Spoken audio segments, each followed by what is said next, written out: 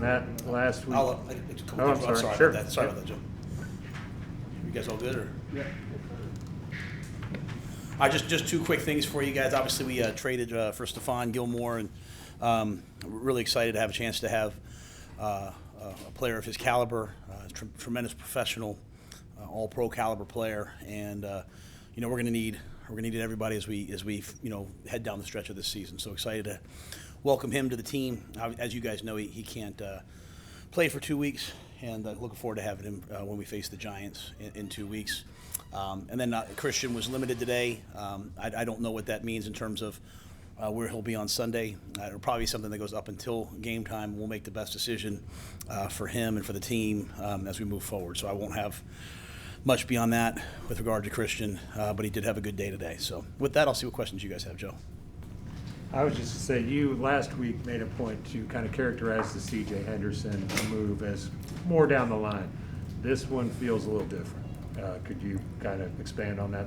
Yeah, I think anytime you can get an all-pro player for a future six, I mean, we're going to do it, right? I mean, we played the last game, half the time we're in dime, chins dropping down, So I just think, for us, we really like CJ. I think he's going to be a really good player. We really like AJ. We really like Dante. But we're, if we have to play with 3 or 4 corners every snap as we face some of these teams we're going to. So, I just think as many good players as we can bring around here and tremendous professionals, we're going to do it. And this was just, one of those things that's too good to pass up. I mean, he's too good of a player. He's from here. And I think when you find out about who he is football character-wise as well, I mean, it just adds to the core of what we are. So we have a great group of guys on defense, so I think it just adds to that. So I would nothing more even than other just like, hey, it's a good opportunity for us to get a great player. How would you envision? You still have a long way to go. I totally understand it. But in the ideal world, how would you envision him fitting in with what you already have? I'll be quite honest with you. Like every week, I come in on Monday, and there's we have changes to the injury report and roster and all those things. So by the time we get there, the vision could be complete. I just think it's a chance to get a great player, and AJ's a guy that can play inside and outside. CJ can play inside and outside. Dante, is just following guys all over the field. So I think just Stephon would just be one more guy like that. And so, how exactly it works out when we get there, I think there's a lot of factors, over the next 2 weeks. We're really focused on Philadelphia. So my whole thought is on this game plan, But that being said, I think we've lived in a world where as many guys covering as possible. And I thought last game, Rashawn played well, Keith played well, and we have a lot of guys out there playing. So this is just one more guy that can help us. Man, what you guys have done at cornerback from JC all the way through what you did last week with Henderson and now making this trade show the importance of having a potential shutdown corner to what you want to do defensively. Yeah, it just allows us to put more guys in the box and go be aggressive. We try to have positionless players like Chin to me, Son Reddick, Brian Burns.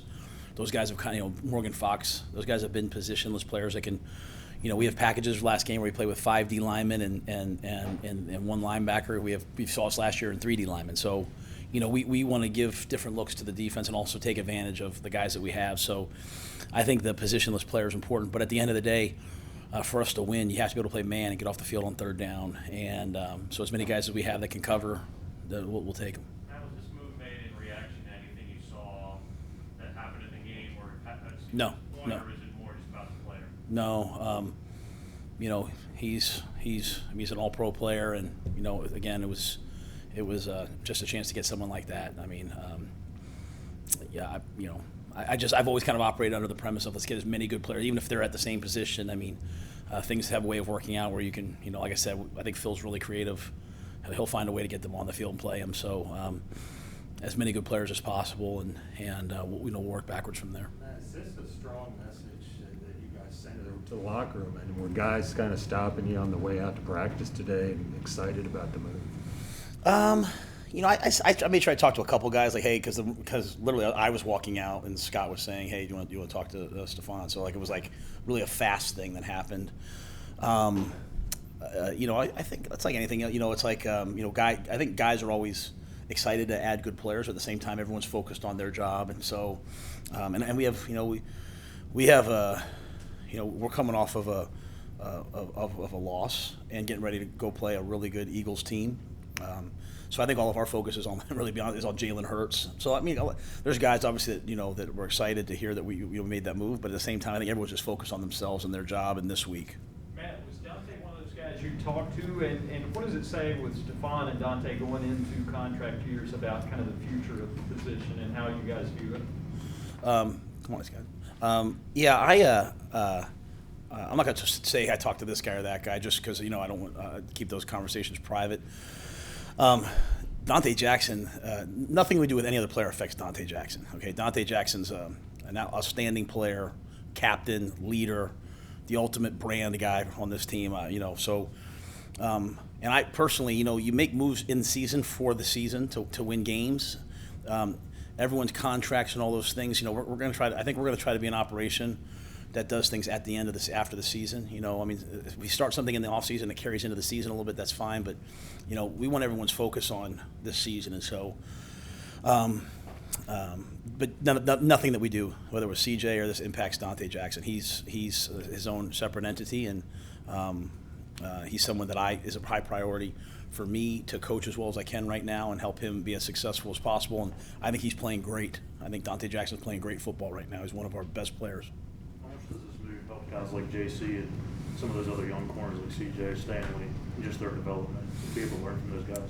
I hope it's positive. I mean, when you're a corner on this team right now, Rashawn Melvin, AJ Boye, two elite professional veteran players. Now you add another one in, Stephon Gilmore, Dante Jackson's a captain. That's a really strong, healthy room and healthy secondary. And you're gonna look up at some point here, and we're gonna have Miles Hartsfield back. We're gonna have Justin Burris back. We're gonna have Shaq Thompson back. So, but again, we don't have those guys this week. So, I'm happy to answer all these questions. But my focus really is on the Eagles, right, and trying to get this team to play our best this week. So. As many good players and guys who love football and know what it means to be a pro around here as possible, the better we'll be for all the young players. Matt, you said Shaq won't be playing this week. Do you know how long he might be out? I think there's a chance for Shaq next week. I think we're thinking it's like at least 2 weeks, so outside chance for next week. And then if not, I think obviously we didn't put him in IR, so we're hopeful that it would be the following week. How do you expect to cover his absence, or what do you expect to step up? We'll use a committee approach. I'm not going to get too much into scheme, but we have lots of guys that have practiced with us that we know the system and know what we're doing. And Jermaine Carter and some of the one linebacker defenses that we're playing, he'll take on a greater role. So he did that last game, right? So he was going in and playing alongside Chin and the dime. So we'll just continue to play Jermaine, but then we'll also have some other guys up. We activated Kamal Martin, which was important. Talking about Jalen Hurts just a moment ago. What are your impressions of him and how he's come along so far in his second year? I mean, you watch this last game, 30 points scored. I forget, like 434. I think it's 434 yards of total offense. I think he's third in the league right now in yards per carry at 6.6. He's their leading rusher. He's throwing deep balls at a rate more than anyone else. I think he's been really explosive. So I think Jalen can affect you with his arm. He can also affect you with his ability to escape the pocket and run, design quarterback runs, and then all the RPOs that they do. So it's a real challenge, to be quite honest. A lot of the stuff we did last year that, people would say, well, that's a college defense. That's perfect defense for this offense. So we've experienced a lot of life like this, and I think Coach Sirianni and Shane are doing a great job offensively up there. And they scored a lot of points. They were right in it, with Kansas City. And so I think Jalen, I've had a chance to coach against Jalen in college. He's an excellent player, tremendous competitor. He's a leader. He's tough. He's doing a great job for Philadelphia. Cameron Irvin, he missed practice today. Do you expect him to be ready Sunday? Just missed practice today. I'll have to take it day by day. I'm not sure where that'll be. Trenton or Brady would step into the lineup, and we put the pads on today in practice so that we could see guys. Some of those other linebackers and some of those tackles. We really competed today. To make sure that we're ready to go this week, and then B, give a chance to get an eyes on some people. Is this a situation what you drafted Brady for, though, potentially, man? Yeah, I mean, we drafted. Like I told Chuba at halftime, we drafted you to play, man. And Trent played a lot of good football for us last year. I have a lot of confidence in him. Had that shoulder surgery, and I feel like watching him practice, he's feeling good now. But yeah, we drafted Brady to play, and so you got to go do it. And so if this is a week for him and Trent, we'll if it's a committee, it's a committee. If it's both of them, it's both of them. Do you understand why we were asking? Not just because Gilmore's such a great player and everything besides that, but for all of us who've been here for a long time, for 15 years, if you made more than $2 million, you weren't traded for or you weren't signed as a free agent with the Panthers. Everything wasn't that way.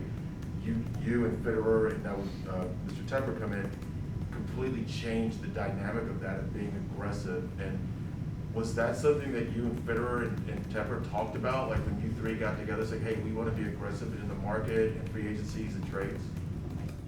I want to make sure I answer. I don't know that we talked about it. I just think, this is the only, this is the way Scott's wired, and this is the only way I know, right? Like, I don't want to sit around and wait to win. I also don't want to do things that jeopardize the future. I don't want to take shortcuts. So, I always look at everything as, when it's involving draft picks, draft capital versus the player. And so, we have a good team right now, and we're trying to become a really good team. We try to become a great team, and that's both with the way we practice and prepare, and then making sure we, again, bring as many good players in as possible. So that's the level. That's the level of aggressiveness. I can't speak to how it was before. All I know is, when there's opportunities for trades, we look at. If we make one trade, I can promise you, I got phone calls about 10 other ones from Scott. Hey, what about this? What about this? So, he's constantly working, and Pat and Dan are constantly working, and Samir are constantly working. That's all I really know is that, whether it's trading back in the draft or drafting all defense the year before, at the end of the day, I'm just for me, and I know for Scott, we're just doing whatever we think is best in each situation. Hopefully it works out. They're not all going to work out. Not every move's going to work out, but I think when a guy like Stephon Gilmore, that level of player and that level of person, you feel really good that it'll work out in the best for everybody. I think at some point, maybe a few weeks back or even before the season, you said Taylor would be the backup left tackle. So, if Cam doesn't play with Taylor, go over to left tackle, or would you just keep him in right now? It's possible. It's always possible. But he's got a lot of sets at right tackle.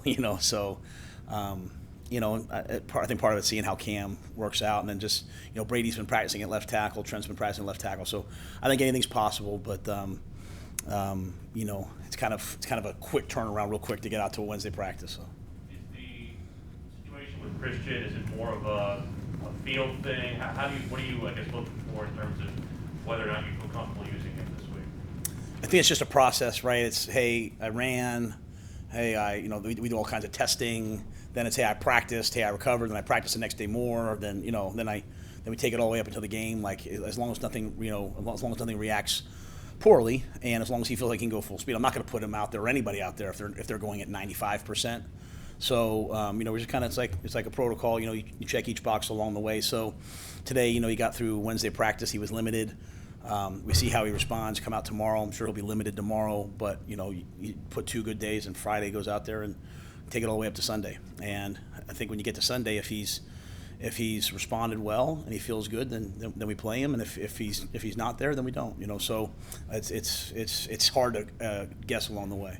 Would using him in a limited capacity be something you're open to, or is it more you're not going to play him unless you can use him to his full capacity?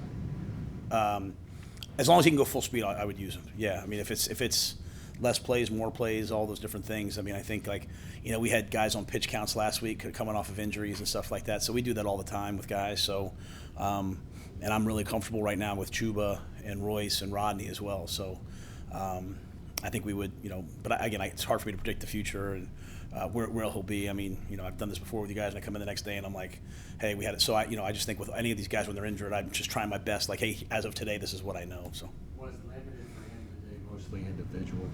I probably wouldn't get too much into how much he did, just schematically, but we'll see. We'll see how he ends up. And then curious, how did Shaq get hurt? Of course, we saw him finish the game, and was it potentially turf related?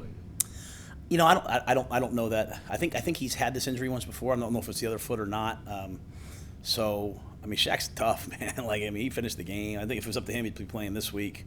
I don't know that. I just I think he strained the plantar in his foot. So I don't know that answer, to be honest with you. I hadn't asked that question. Last week, you guys Last used one. DJ a little bit in the backfield. Obviously not in the same capacity as Curtis did a year ago, but could you see him kind of doing similar stuff as Curtis did last year? Yeah, DJ could play tailback. I mean, he's like I said if DJ was born like when I was born, he'd be an I formation tailback, and I say that with the greatest of compliments to him. He's got balance and power. I mean, I'm like a don't run out of bounds type of guy. And sometimes I'm like, hey, run out of bounds, man. Get out of bounds. Like, there's no more yards to get. He loves to try to jump over people, run people over, cut back. I mean, he's got that physical skill set. So, just like, we handed the ball off to Tommy Tremble 2 weeks ago. I mean, we try to be positionless on defense. I think we're evolving like Curtis was last year, and Tommy's starting to do a little bit of trying to be positionless on offense in some ways. And so, when Christian's out there, he can play wide out and play tailback. DJ, I think, is a guy who can do both as well.